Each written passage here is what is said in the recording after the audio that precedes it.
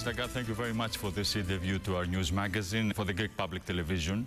Sure. First, I want you to tell us if you see light at the end of the Greek tunnel. Recently, Prime Minister Samaras was in China and invited the Chinese businessmen to invest in Greece and to take part in the Greek success story, as he called it.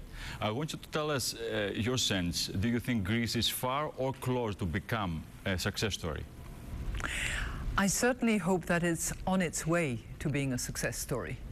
And I would observe that there has been significant improvement with a program that is now, at the moment, pretty much on track.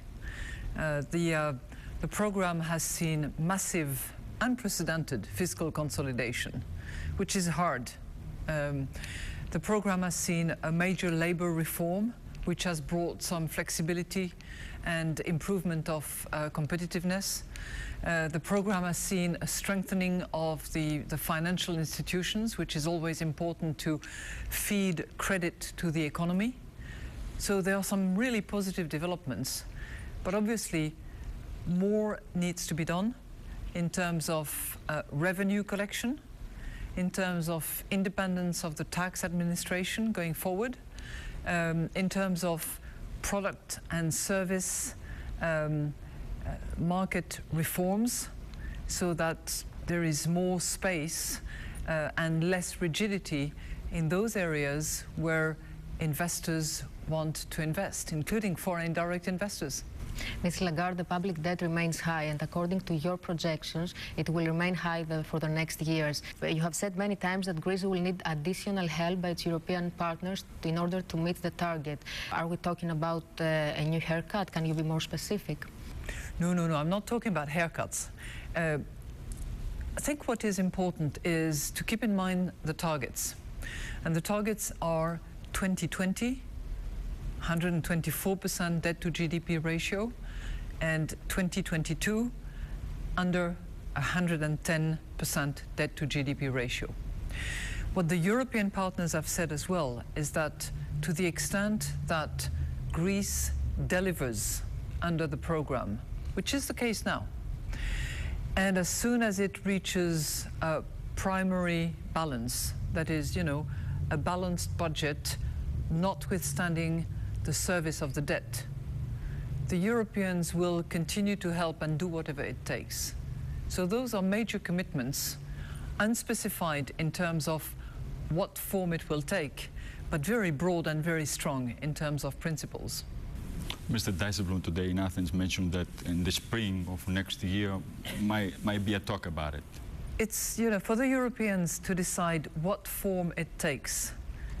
What we at the IMF look at is what is the general principle, how strong is the commitment, and what are the conditions. I've just mentioned them. On the talks with Troika, the Greek government is looking for some tax breaks on issues that might create a new dynamic and help the real economy.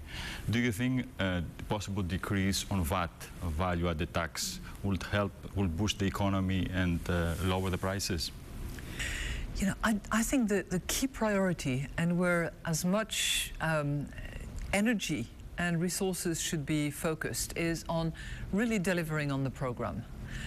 Opening up the product and service markets, I think, would go a long way in attracting investors and making sure that the Greek economy can pick up and move along a growth path that is so much needed for job creation. VAT reductions here or there, this is really, in a way, not a trivial issue, but it's one that should certainly not undermine the overall revenue collection and commitments that have been made, because now is not the time to, relax the effort that has been done by the Greek population. We have a mission which will be on the ground shortly.